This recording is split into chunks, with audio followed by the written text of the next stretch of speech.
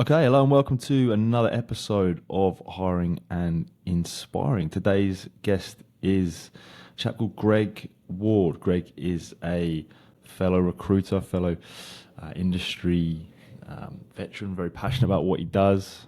We connected initially on LinkedIn. He puts a lot of great stuff up there talking about his particular field and his recruitment experience, telling lots of stories.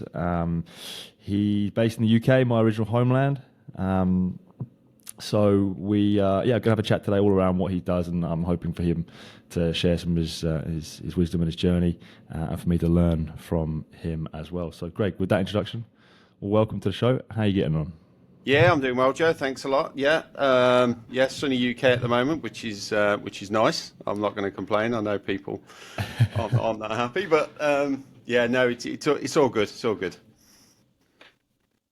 I'm strangely jealous because it's the other way around here, and it's about 10 degrees in Melbourne at the moment. So it's not that we get a few days a year where it's the other way around.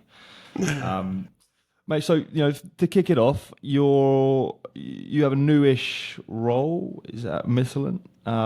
You've been there maybe Yeah, just under a year now. How's it all going in the new role? yeah, no, it's going really well. I think that my recruitment journey is maybe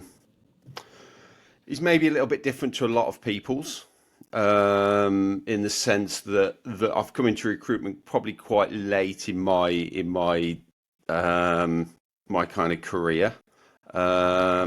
Because before that, there's a big history of engineering, manufacturing, production, um, and it's kind of, and I think these are the kind of experiences that I bring was is sitting from the other side of the desk, if you like. Um, so I've been, a hiring manager, part of the hiring process for over a decade, and it's understanding what clients want and what they're looking for, and the kind of the nuances and things um, that we get. So that kind of understanding's there of why candidates get rejected, even though it's sometimes it's head scratching. Um, so the recruitment's going really well. It's just kind of everything pointed towards recruitment for me. It was quite bizarre. I actually didn't have any intention to go into recruitment until I had a conversation with someone, and they looked at my background and my experience and said, "Actually, you know what? You've got a great understanding of engineering, manufacturing in the UK, and with your skill set, it's actually something that you're very suited to." So yeah, it's going really well. We're quite busy at the moment, which is nice. The tight candidate market as well, which makes things very interesting. There's no resting on your laurels. It's always kind of pushing and trying to build that database up of decent candidates, which there are out there. I think it's just a case of doing what you can to find them. Is it in? Because I'm not, I guess, across the UK market as much. The UK, the sort of generally speaking, is it still quite sort of candidate led in terms of there is still a bit of a shortage? It's still, I know that was the trend definitely last year. In Australia, I feel like it has corrected itself a little bit this Mm. year, as in it's slightly less jobs, slightly more candidates, but still slightly in favour of it's hard to find candidates, bit of a shortage. But what's the UK market generally Yeah, saying? so quite recently, some data was released that we're at a point where I'm not sure whether it's the highest, but certainly a high level of vacancies available, and we're at a low unemployment rate at the moment. I think going back, maybe 6 months, 9 months, there was a lot more people out of work looking for jobs, and now we're seeing very few CVs coming through of people that are out of work. So it's a case of people looking to move. I think the candidate market shifted as well as into where people are looking for new roles. Um, I don't think kind of job boards are I actually ran quite a recent poll on LinkedIn, and 50. I know this is cross globally, but 57% of people said that they don't use job boards when looking for a new role, which is quite interesting because, as you know yourself, that job boards are a great place to kind of get those CVs from. So that's quite interesting that there's been that shift there. So whether people aren't being quite so proactive, they're just kind of how should we put it, browsing the market at the moment. Um, but being candidate led, I'm not 100% certain that it is. Um, I think it's a difficult one because the the industry that I work in, there's obviously market salaries, and companies are finding it quite hard to go above that. So they're paying the going rate and being quite firm on that, rather than you know going above and beyond to pull candidates in. Um, I think the clients are being a little bit more patient, waiting for the right people to come along and that are after the market rate, as opposed to being that desperate. It's a funny one. It's a funny one at the moment, I think. On the salary piece, because I definitely saw, say, last year, some crazy salaries being thrown around, to be honest, and for candidates that weren't always worth that or whatever. Are you saying that? And I haven't seen it as much this year. Is that the same with you? It sounds like that crazy money isn't. It's sort of got under a bit more control recently. Yeah, yeah. I mean, there are certain industries that I operate in that I'm hearing some horror stories. People being Right. offered crazy salaries over the phone without being interviewed, Yeah. and that is just bizarre to me. I'd like to know how some of these actually play out. So yeah, they get in touch with the candidate. They say, right, we're happy just to have a brief interview, but we're going to offer you this, and they're almost making an offer before any interview takes place. Um, and that is crazy money. You're probably talking maybe in the particular engineering fields, you might be talking 5 to 10,000 above market rate. Um, but it is very few and far between. Like I said, I'd like to see how these play out, and whether people actually get offered that money once they've had that conversation in person, or whether it's just a head turning figure that they're trying to put out there. Yeah. Yeah, gotcha. You talked about yes, it's still difficult to. And we were talking before we jumped on about it's still difficult to find candidates for the specific roles, and the job board piece, candidates aren't applying to jobs on the job board as much. As a recruiter yourself, what are some of the ways that you? And I always think it's our job to really sort of create a candidate, if you know what I mean, by sort of Yeah, yeah, not necessarily the low hanging fruit that isn't the same old candidates that are on the job boards or whatever. It's our job to create that candidate and put it on the table of our clients almost out of nowhere, and they go, "Where did you find that gem?" What yeah. I know isn't there's not always one way of doing this, but what are some of, I guess, your secrets that you do that to maybe in your field, how you create your candidates? Yeah, I think that yeah, I think the low hanging fruit is what attracts a lot of people to recruitment in the beginning. Yeah. Um, you get a role, and I know, maybe 10 years ago, you'd place a job advert out, and you might get three to 500 applicants for it. Um, and I think that's what fooled a lot of people to go into recruitment, to say, well, this is quite easy, you know. But at the moment, yeah, I think that social media is playing a bigger part. Um, so I think that attraction, and it's difficult, social media, because as a recruiter, you're trying to attract the client and the candidates to yourself. So you're playing that middle ground all the time. Um, so I think that attraction from social media, to just let know people you're there, that if they are looking for that role, that they can come to you. and it's paying time and respect to those people that do reach out that are in your particular industry. That even if you haven't got any roles open, that you build up that relationship because you know that long term there's a chance that any good candidate you can place. I think a second one really is kind of that referrals. So when we build up a relationship with a candidate, if they get a good experience from you, a good process from you, that they're always likely to recommend other people that they know, maybe from a company that they're leaving, that there's some unhappy people there, uh, just to pass your details on. So that is that kind of relationship as well. But again, that is just down to your relationship with that particular candidate. Um, Obviously, LinkedIn search, I find that a mixed bag.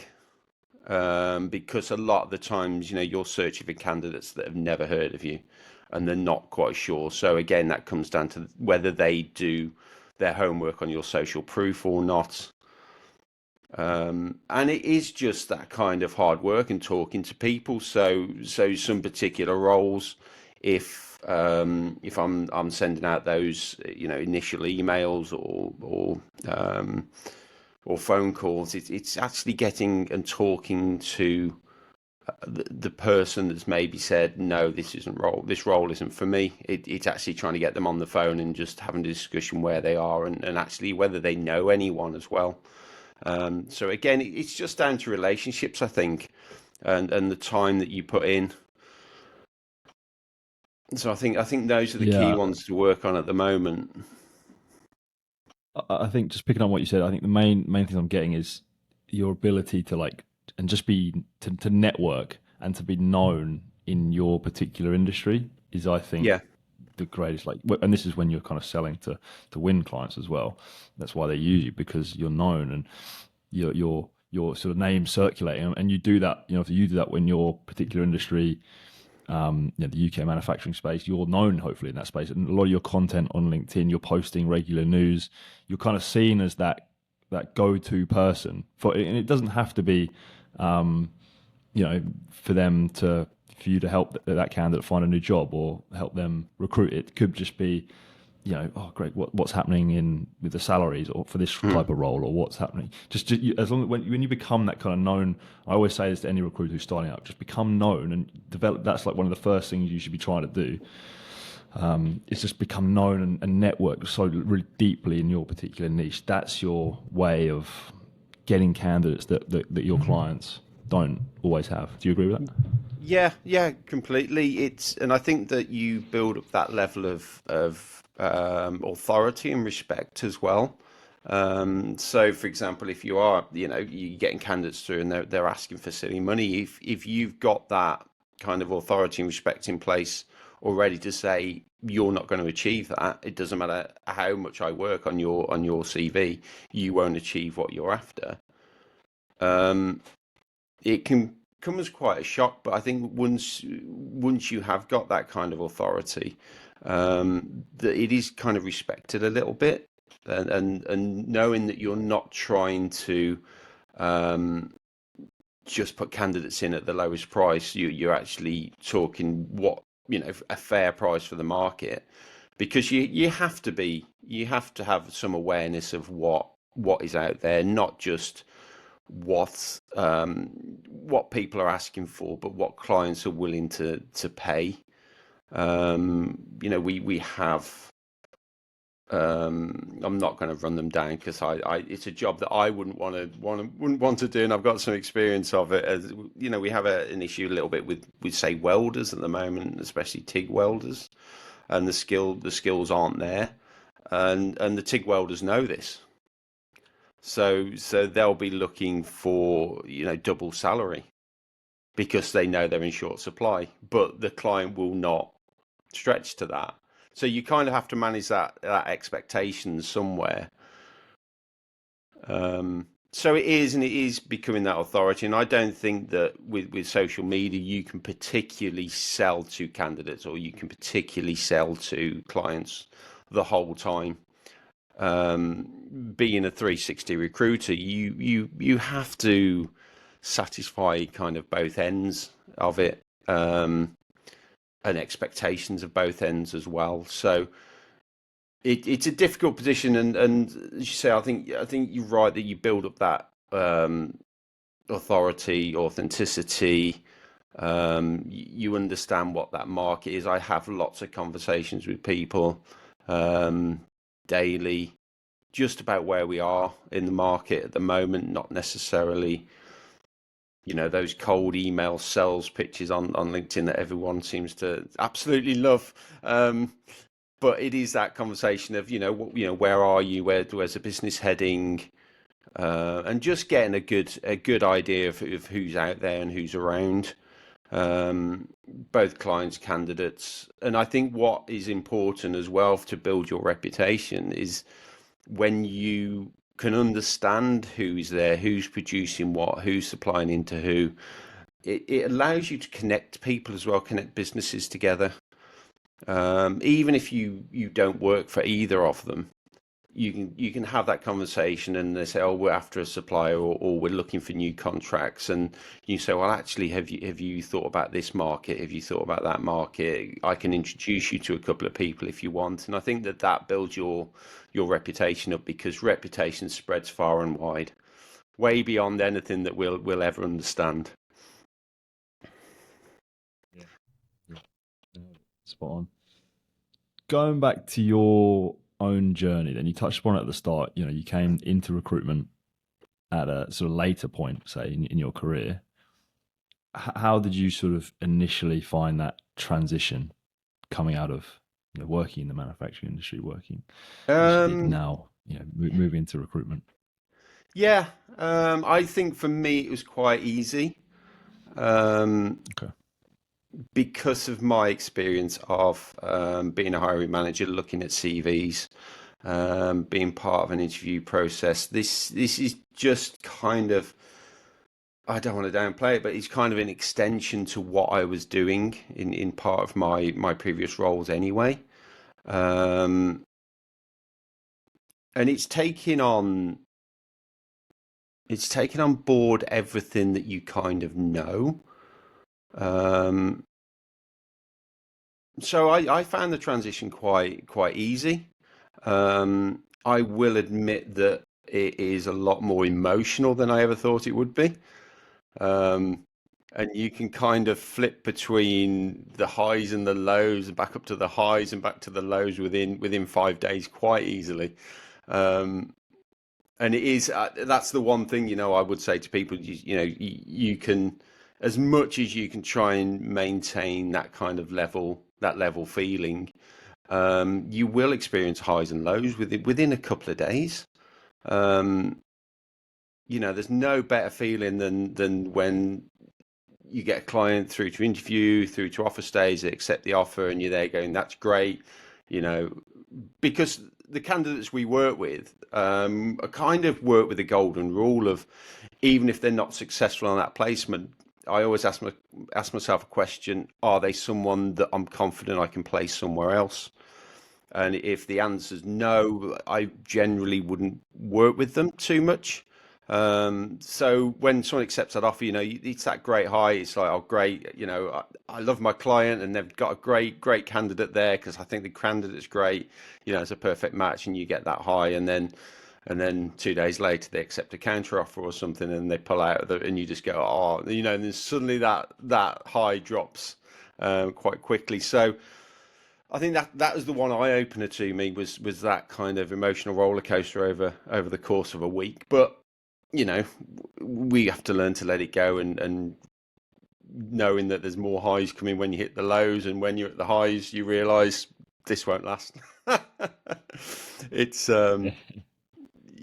something's coming up, just to throw a spanner in the works. So I think it's quite humbling at times as well. How did you sort of, I guess, dealing with those highs and lows? for me personally, when initially when I first started in recruitment, I used to be, get so down when I lost a deal or something, or something fell out, and actually it took me like a few days to recover. Sometimes now Yeah. I can sort of brush it off. Do you think that's just experience? How did you sort of get better at, I guess, managing those Yeah, emotions? I Is think my it is, question. and I think it's knowing coping strategies. There was something I Hmm. read a while back that I've kind of taken on board, and it kind of I can't remember it exactly, but it was kind of like it said it's okay to take 5 minutes just to be annoyed, but don't let it last any longer than 5 minutes. And I've kind of taken that on. So when something happens with the lows, it's kind of like, right, that's it, and just kind of go and even maybe not verbally, just kind of let that steam off for 5 minutes and go, okay, so this has happened. Let's get back to it because you found a candidate, you're going to find another one, and that's what you've got to remember. And I think sometimes the more frustration is that you've worked for so many weeks on a particular role, and then it hasn't quite worked, and you've got to go back to the beginning. But knowing that you've done it once and you can do it again. But it's taken that 5 minutes just to go and kick the dog or whatever you want to do, Yeah, metaphorically, obviously. yeah, But just allow that emotion to come out, because when we allow emotions to kind of manifest within ourselves and we don't address them, they build up to a point, and then they become a lot more magnified because I don't know whether you've done it yourself or other people have, and something will set you off, something will trigger you. And then you'll find yourself going, well, last week this happened as well. And then 2 months ago, this happened. And you suddenly find all of these things starting to come out. So I think that it's very healthy that when you do have a setback, and not just in recruiting, on other things as well, just say, you know what, I'm going to go and have 5 minutes. I'm just going to go and get some fresh air. I'm just going to let this come out. Um, and with me, it's always right. I kind of have a signal as well. So when those 5 minutes are up, it's just like, right, I'm going to go and get myself a coffee, and I'm going to sit down, and we'll correct this and we'll work on this again. So I think that allowing those negative feelings to come out, but also then having yeah. a symbolism to say, right, that is over now. Let's just move on. Yeah. Love it. I always try and try and be like just fully take full ownership and accountable and be accountable for everything like that. Even when, like, say if it was the cold hard truth and facts that a candidate may have just completely lied to me or whatever and screwed me over, rather than just whinging, something I've done in the past, made the mistake of whinging and moaning about it and toys out the pram about how the candidate or whoever screwed me over. Hang on, I could have done better. I could have been more thorough with that, and it helps. That was my best strategy for not sort of lingering on those things Yeah, yeah. We, for we too can long. always we can always learn from every experience, even if Yeah, we can explore everything that's gone on and still go, I couldn't have done much more. yeah, And I think that settles us as well, to go, actually, this was just something I couldn't see. I would never have seen it. Um, and it is that kind of peace of mind. Yeah, I think that's a good strategy, that we look at what we do in our processes and the questions that we asked, and actually, could I put a bit more work into this? Should I have been a bit more thorough? Is there any kind of red flags that I missed somewhere?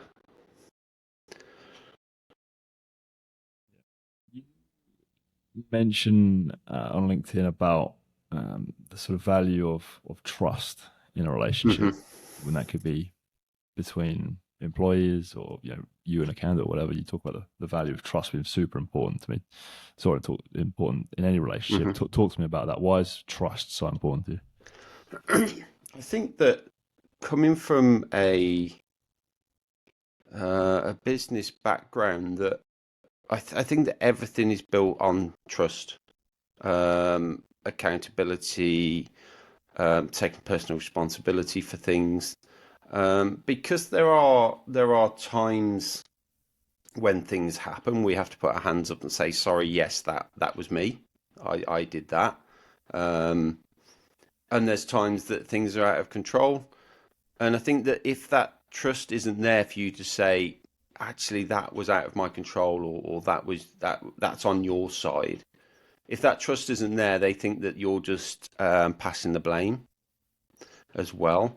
Um, so we can send candidates into roles, and clients reject them, and clients get back saying, you're sending me the wrong people.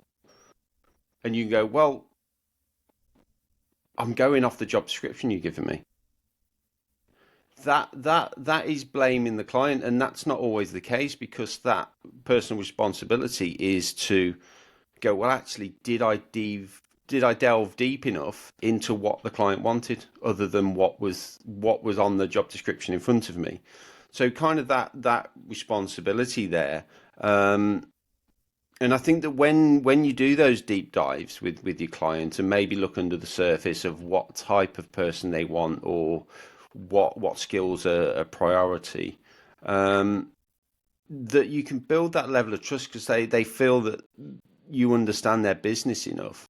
And then when you do send candidates over that maybe not fill all the criteria, and you can justify why you sent that particular person. And I think that once that level of trust is there, that they will take the time to review that CV, not just to dismiss it out of hand, because that trust, that what you're doing, and you might be finding someone outside of their industry with those transferable skills, or with that character, or with that personality that they're after, that without the trust they would instantly dismiss, because you would as a recruiter. Um, and I think it's trusting people to do their job, because at the end of the day, as a recruiter, we're employed as almost an external employee. And and I think that we have to remember that companies are employing us as external employees, and you still have to deliver and meet the standards that they want, that they expect from their full-time employees. It's not, we waltz in and go, right, we're great, we're this wonderful person that's going to change your business, and we're going to find you all these staff. And you're not bigger than the company. At the end of the day, you are an external employee, and I think that we have to remember that.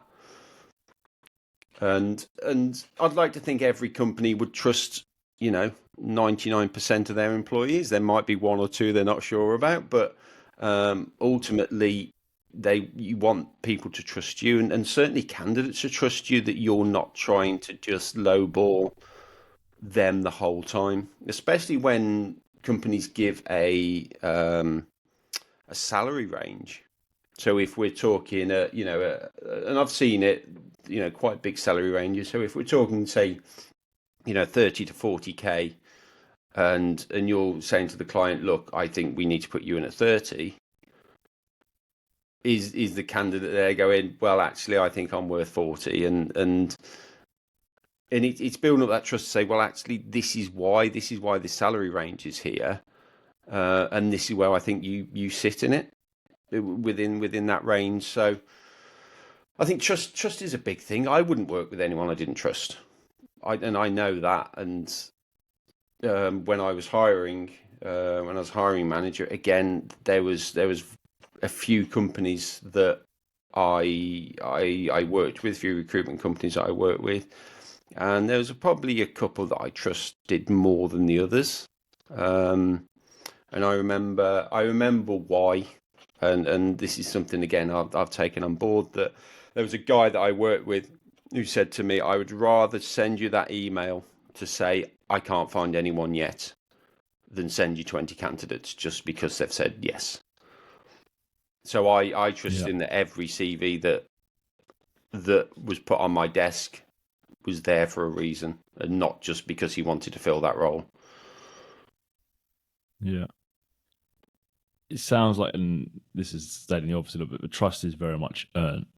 in a sense of, and I'm always thinking about how do you earn that trust. And in the examples that you gave there in our industry, recruitment, when you're doing maybe taking the job spec, doing those real deep dive questions, really understanding the brief, asking the questions that that the hiring manager hadn't even thought about. Say that's how you're earning that trust by coming across and demonstrating that sort of credibility, right? Yeah, trust is a difficult Yeah, thing because I guess there's always going to be that ongoing debate: is trust earned, or is it given and then it's lost? yeah, I don't think there's any particular answer to that. I think that people are trusted to a level, and then it's up to you whether that level goes up or down. Um, yeah, I think it'll always be an ongoing debate whether trust is earned or whether it's given from the yeah, start. But yeah, there yeah. are there I are think things that we can that's do. We can show by our actions to build up that level of trust. And I've got no I think what you qualms just with said. saying to a client, I'm really struggling with this. And Yeah, I think sometimes if you're honest and say, I'm struggling with this, can we explore some other avenues? That they know that you're there, you're working on it, you're thinking, you're trying to think outside the box. Um, and I think that then builds that level of you're trust as well. consulting with them. You're a partner. Yeah, You're a partner. Then you're consulting with them rather than just chasing a commission check. yeah. That's how I And always and again, that comes down to that think of it. external employee kind of mentality. You're paying me to do a job, and I'll do that job to the best of my ability, even if it means we're talking every single week about different avenues. Mate, switching things up, talking about leadership next. Hmm. A post of yours that caught my eye a little while back. I can't remember the exact details of it, but the post was, I think, lead with kindness or something along those lines. What did you mean by that? Yeah, I think that the term kindness has run away with itself. Um, in the sense, I think kindness is being bandied about that. Um, I'll be careful what I say, but I think that kindness is being bandied about that everyone should be given an opportunity, and it's being kind to people, and I view it slightly differently because at the end of the day, you have to make people um, take responsibility for themselves. Um, so one of the tricks that I used to use when I was kind of managing and leading teams is create a safe space for people. So if they had a problem and they had an issue, they knew that they could come and talk to you, um, and that they would be heard and listened to. But also, I think as a leader, and this for me falls into that kindness space that you sit and the one important question to ask is, what should we do about this? What do you want to do about this? And what actions are you going to take? Now, I've worked with people, and it was a bit of a shock because it was like, well, I've come to you with my problem because I want you to sort it, and you go, well, but it's your problem, not mine. And I think that sometimes that is kindness to say, I can come up with 10 solutions for you, and I'm quite happy to do that, and I'm quite happy to talk these through, but you need to take the action on them because it's your problem.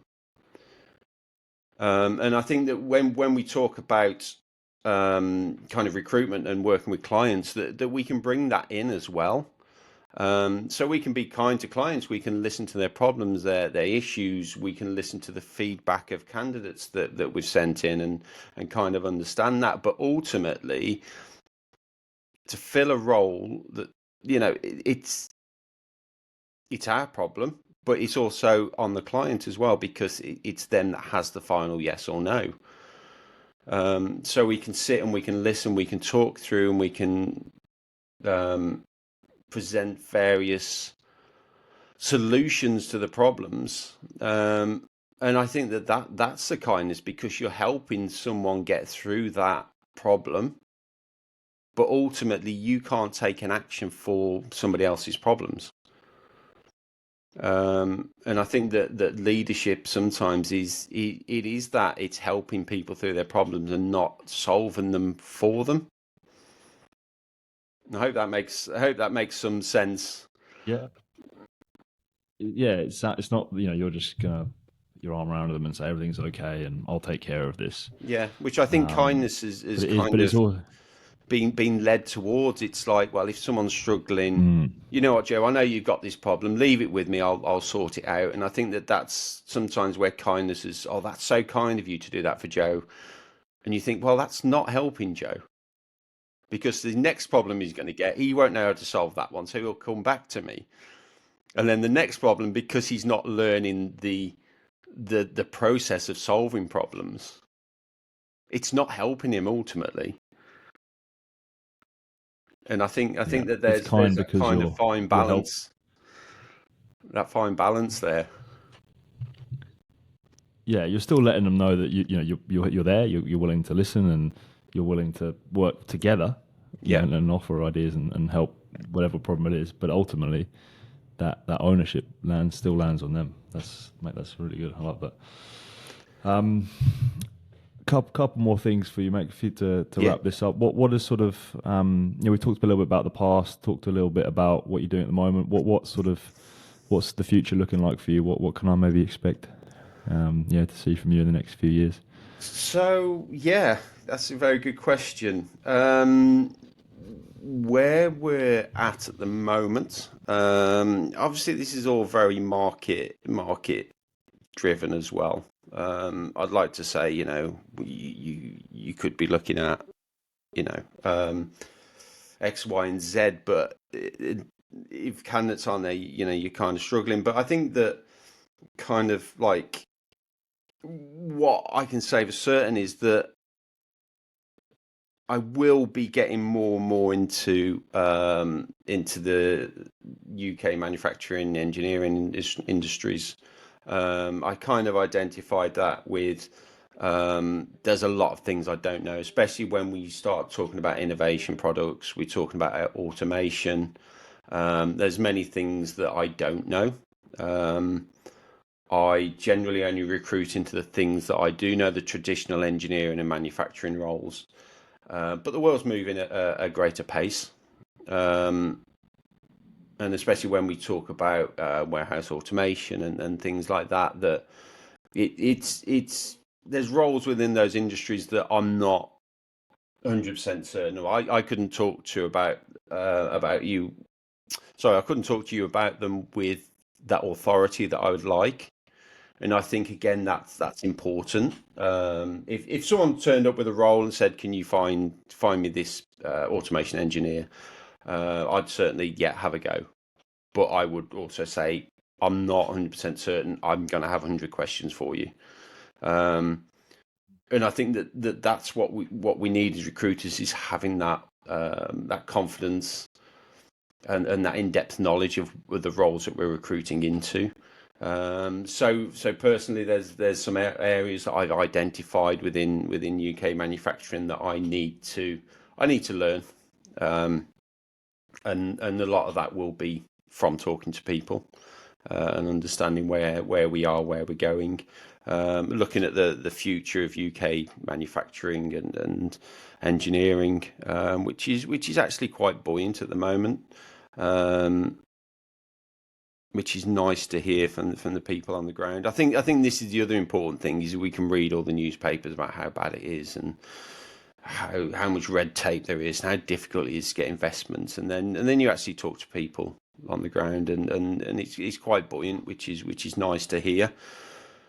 So I think that is. I think you can see that from me, where we're starting to talk more about the actual industries of manufacturing and production, and then just keep that growth going. I think um, I don't particularly ever set myself kind of long-term goals, um, which is probably another story, um, for another day. Um, so it's just that continual growth. The more people I can get into jobs, I think it's kind of will carry on that feeling that yeah, that good feeling that we can get, um, and kind of pushing on the UK manufacturing as well. It's something that I'd like to get into. It's funny kind of working within an industry, and you start to care about that industry. So it's not so much of I work in engineering, I take my wage from engineering, and that's it. I think that once you get to a point where it's almost you can start to influence that kind of engineering industry. And what I mean in that is connecting those companies to each other. It's making sure you're Yeah. getting the best candidates into your clients, into companies, that you actually start to get that influence.